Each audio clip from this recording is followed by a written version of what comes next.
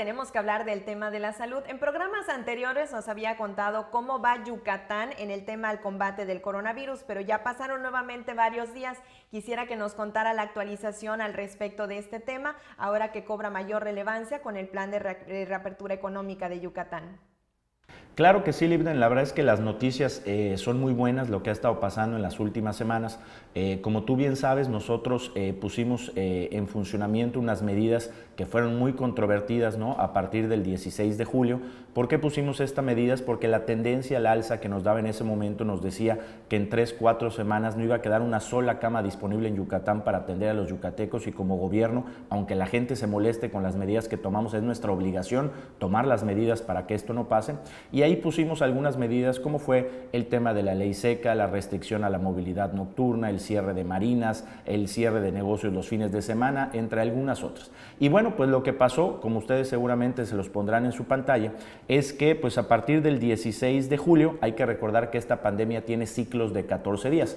¿Qué quiere decir? Que si hoy me porto bien, voy a ver los resultados dentro de 14 días, y si hoy me porto mal, voy a ver también los resultados dentro de 14 días.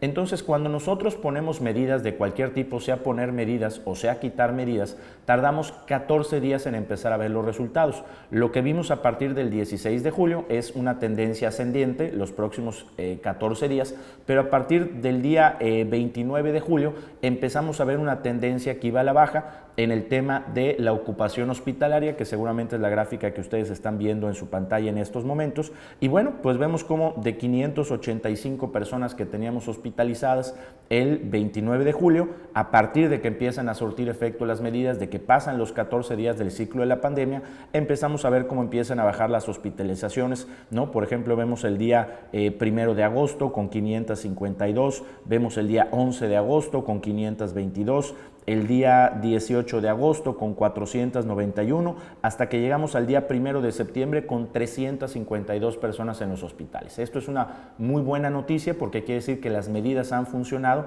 Mucho se discute en los grupos de WhatsApp, en las redes sociales, que si sirve, que si no sirve, y yo como les digo, miren, aquí están los resultados de las medidas sí funcionan.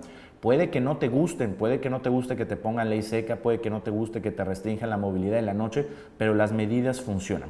Y por ejemplo, si nos vamos a otra gráfica, que es el promedio de personas que ingresan a los hospitales todos los días, pasa exactamente lo mismo, Libden. Vemos a partir del 16 de julio, que es cuando empiezan las medidas, hay 14 días del ciclo que dura la pandemia, esos 14 días, que es hasta el día más o menos 29 de julio, siguen subiendo. Empezamos el 16 de julio con 66 personas que ingresaban todos los días a los hospitales, de ahí nos vamos hasta 76 personas para el 29 de julio, y afortunadamente las medidas funcionan y vemos cómo empieza a haber un decrecimiento de las personas que ingresan todos los días a los hospitales. Por ejemplo, vemos que el 3 de agosto son 68, vemos por ejemplo que el 17 de agosto ya vamos en 58, vemos que el 25 de agosto vamos en 51, y el día 1 de septiembre estamos en 35 personas que están ingresando a los hospitales. Como te decía, buenas noticias y señales que nos dicen que es momento de iniciar pues nuestra reapertura económica con más fuerza.